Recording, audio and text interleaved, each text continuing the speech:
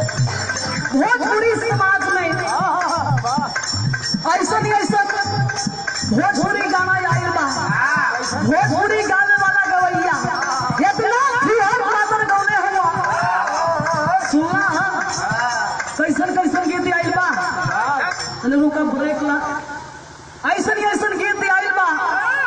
आई जो है चैनल वाला हुआ मैंने चैनल वाला जो लोग बारन जा ये लोग ऐसा लोग पोस्टर लगावा था कि पोस्टरवा के जब देख ले कि ना आंख हरिया जाए आ गाना जो सुन रही भर पेट खाना खैले है पक्का उल्टी हो जाए।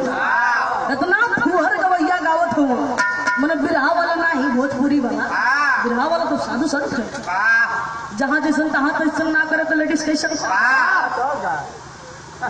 तो मास्टर फुहर गाना आया यानी फुहर गाना का शुरुआत भई वही जगहिया दाते काट लिहले राजा जी।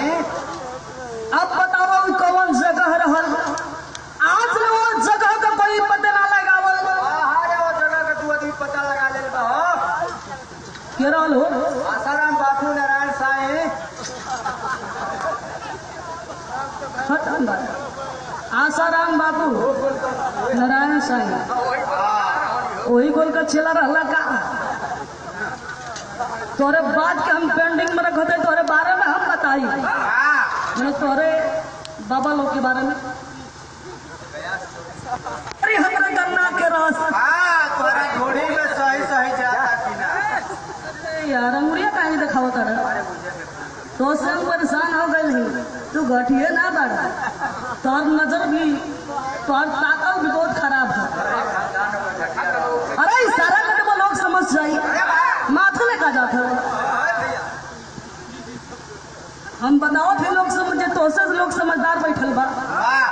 हमने बिरहा गा के आवत रही जा सोनभद्र से गाड़ी रुकल मतलब दुकानदारी से गाड़ी रुकल चाय पानी करे बदे वहां डीजे वाला गाना बजावा था। गाना बजा था कि भैया के आवे के खबर सुन के सौदा सजावत रहे। देखली की भौजी से भाई तो पूरा टाइम होई ना। अरे मने रहे दा सुना मन बा रौ दावत रहे ओकरे अगवा लाइन का कि भैया के आवे के खबर सुन के सौदा सजावत रहे। देखली की भौजी साया उठा के दाढ़ी बनावत रहे।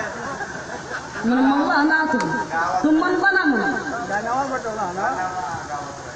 कई तो देखा पुरान हो गई चुकी लेकिन फुहर गाना भाई पुरान गाना हो गई पर ये समय का गावत हो गवैया तनी जाए से पहले खाला एक हलाली से रोटी बोर के।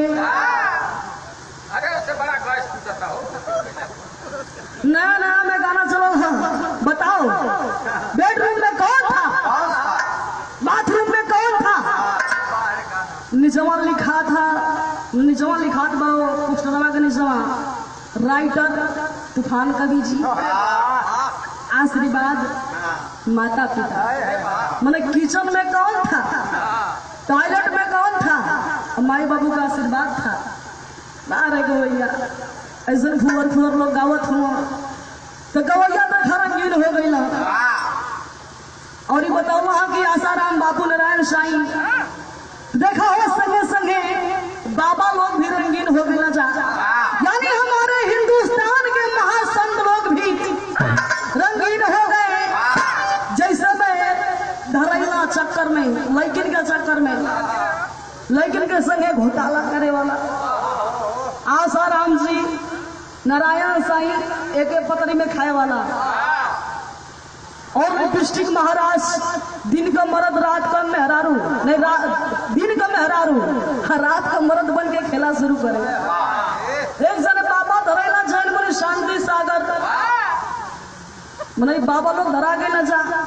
एक जने बाबा बहुत खास रहला जेकर नाम रहल नरेंद्र दास।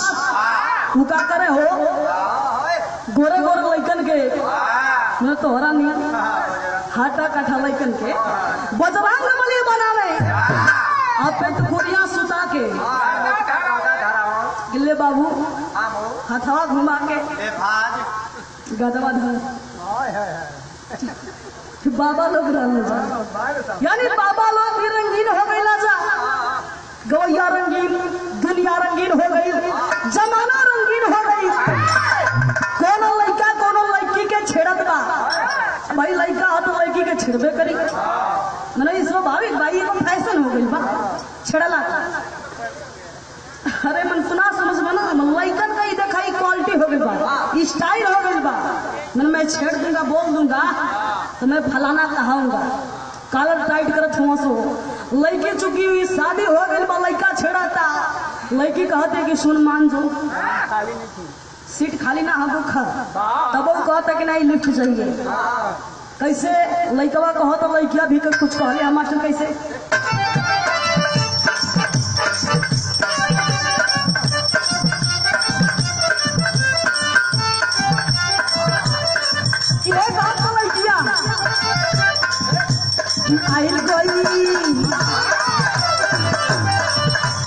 आइल गई पहले बड़ा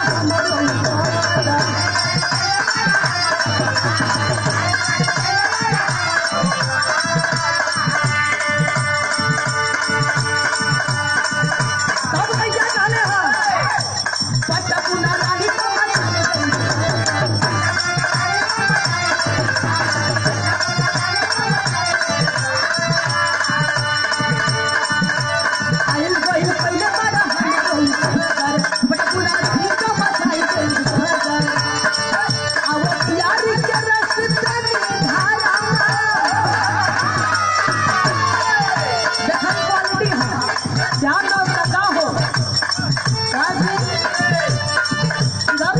नजर मिलाइए बैलेंस बनेगा। अब प्यार के रस में निधारा, अब प्यार के रस में निधारा, यही कीमत धारा। सब लड़के कहा जाए हो कि हुआरी के बानी फिलहाल,